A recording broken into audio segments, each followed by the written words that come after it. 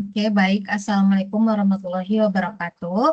Perkenalkan, kami dari kelompok G akan mempresentasikan tugas kelompok manajemen teknik, di mana kita beranggotakan 3 orang. Yang pertama ada Bang Sanggi Pigantara dengan NIM 2023 116111. Kemudian ada saya sendiri Mutia Alfiamia dengan NIM 2023 116114. Dan ada KWLC Angisti dengan NIM 2023 11642. Baik, untuk materinya yaitu pengambilan keputusan manajemen. Untuk pengertiannya sendiri, pengambilan keputusan sangat penting dalam kehidupan individu, organisasi, dan masyarakat secara keseluruhan, karena memiliki potensi untuk mengubah jalan, menciptakan peluang baru, atau menghadapi kesulitan.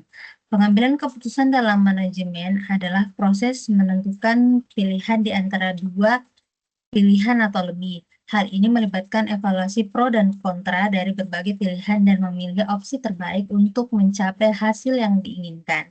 Dalam manajemen, pengambilan keputusan adalah tentang bertindak dengan cara yang memenuhi tujuan dan sasaran organisasi.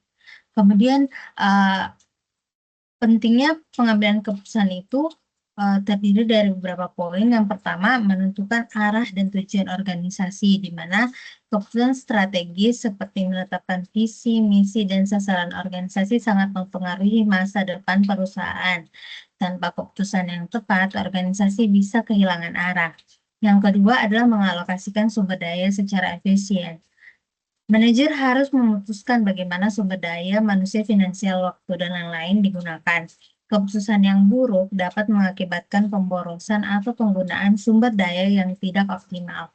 Kemudian yang ketiga adalah menangani masalah dan tantangan.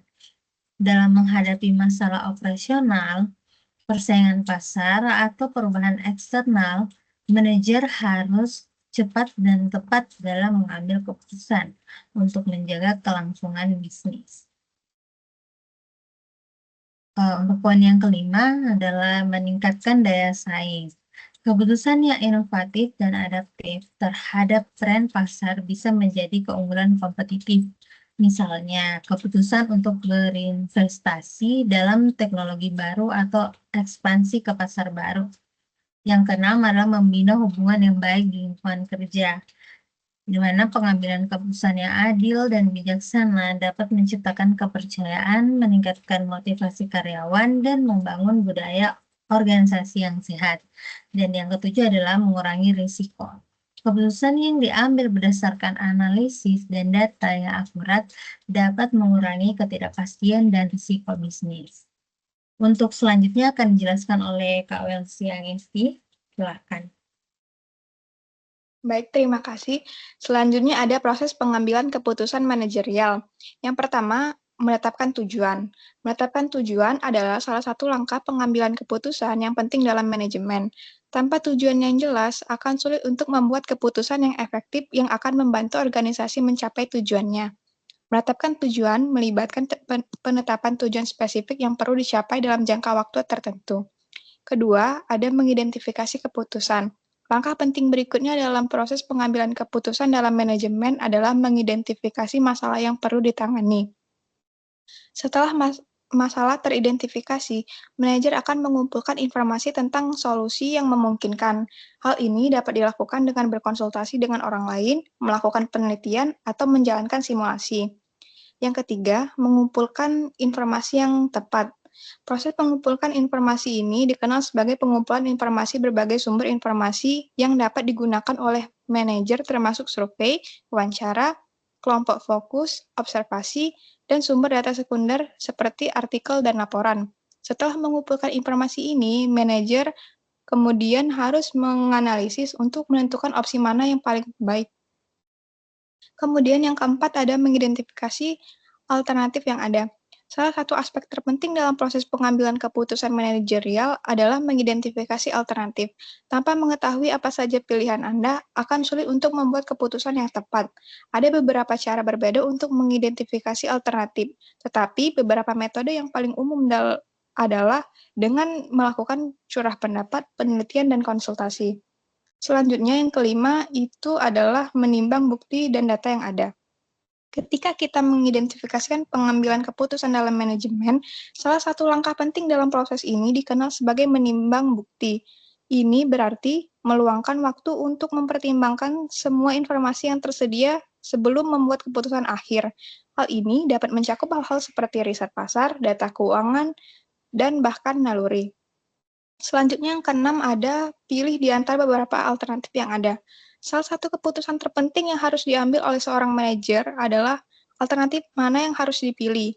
Ada beberapa cara untuk melakukan pendekatan ini, seperti dengan terlebih dahulu mempertimbangkan semua alternatif yang tersedia, kemudian menilai masing-masing berdasarkan serangkaian kriteria yang eksplisit. Selanjutnya yang terakhir ada tinjau ulang keputusan. Terakhir, setelah keputusan dibuat, penting untuk meninjau hasil yang membuat penyesuaian yang diperlukan. Kemudian akan dilanjutkan oleh Bang Sanggi. Nah, berikut ini ada sebuah contoh kasus di bidang ketenagaan terkait dengan pengambilan keputusan.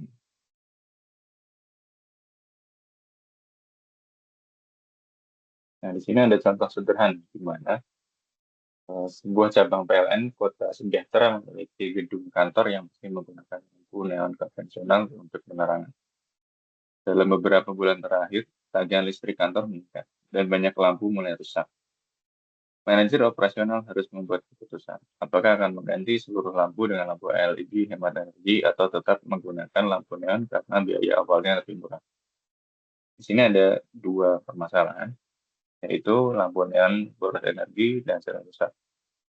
Dan permasalahan kedua, lampu LED walaupun lebih hemat dan tahan lama, tapi biaya awal penggantiannya cukup tinggi.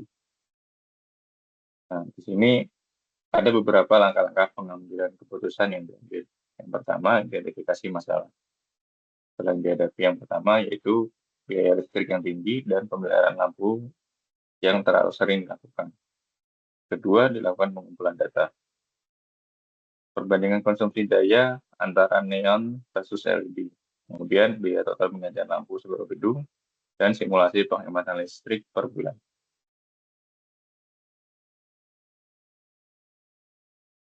Ketiga, melakukan evaluasi alternatif.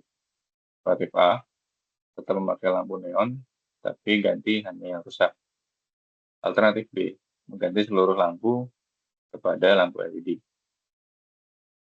Dan langkah keempat adalah langkah pengambilan keputusan.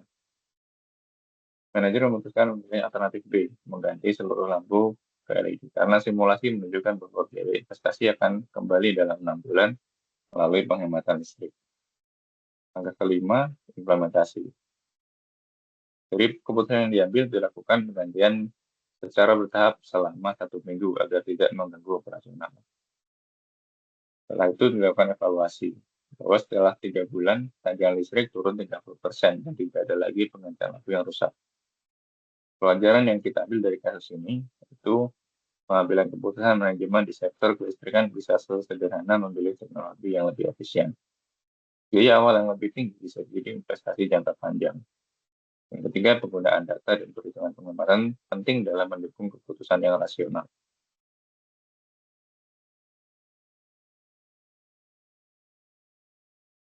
Kesimpulan dari materi ini, seorang pemilik bisnis atau manajer memiliki peran sebagai pengambil keputusan manajerial.